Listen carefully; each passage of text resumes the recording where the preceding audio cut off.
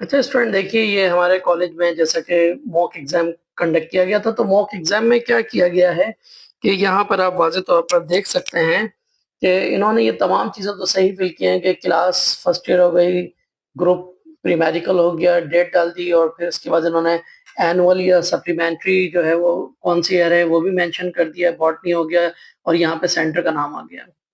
ये तमाम चीज़ें तो सही हो गई, लेकिन यहाँ पे जब ये वो रोल नंबर फिल कर रहे थे तो यहाँ पे क्या किया इन्होंने, पहले जीरो के बजाय इन्होंने 9 फिल कर दिया था जीरो के कॉलम में, और फिर उसके बाद इन्होंने 9 के कॉलम में जीरो फिल कर दिया था। ये गलती थी। हाँ, अलबत्ता बाकी इन्होंने सब सही किया है कि जीरो के कॉलम में जीरो है, वन के कॉलम में वन है, थर्ड के कॉलम में थ्री है, और फोर के कॉलम में फोर है। तो ये तब तो सही है।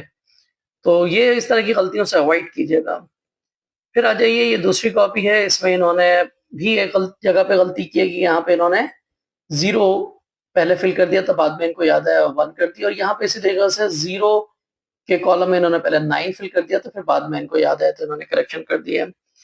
इसी तरीके से आ जाइए यहाँ पर, तो रोल नंबर की हद तक तो शायद किसी हद तक जो है आप सेव रहें, लेकिन आप यहाँ देखिए कि जब आप ओएमआर शीट में एमसीक्यू सॉल्व कर रहे हैं तो उसमें ये गलती ना कीजिए कि यहाँ पे आप देख सकते हैं कि जो टू है वो उसको कम्प्लीटली जो है फिल नहीं किया गया है। और टू से ज्यादा खराब एक और चीज है यहाँ पर, ए 10। 10 को देखें तो 10 का भी ये जो बबल है वो सही तरह से फिल नहीं किया गया, इसको बहुत अच्छे से फिल करना होता है। 12 में ये देखें बबल जो है ये आउटलाइन से बाहर निकल चुका है, और 18 को भी इन्होंने देखें सही से फिल नहीं किया। बॉटनी का पेपर, इसमें 18 एमसीक्यूज इनको अटेम्प्ट करना थे, तो यहाँ पर इन्होंने इसको सही फिल नहीं किया है। लेकिन सबसे ज्यादा जो प्रॉब्लम है वो 10 में है। इसी तरीके से आ जाइए, यहाँ पर एक और बच्चे की कॉपी आई है। इस कैंडिडेट ने क्या किया है कि यहाँ पर 7 में डबल मार्क कर दिया है। इनको शायद याद आया कि जी सी गलत है, बी सही है। तो याद रखिएगा कि अभी भी गलती कहलाएगा।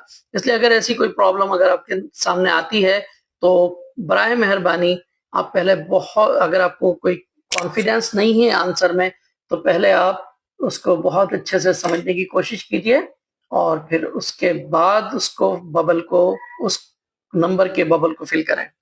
ठीक है।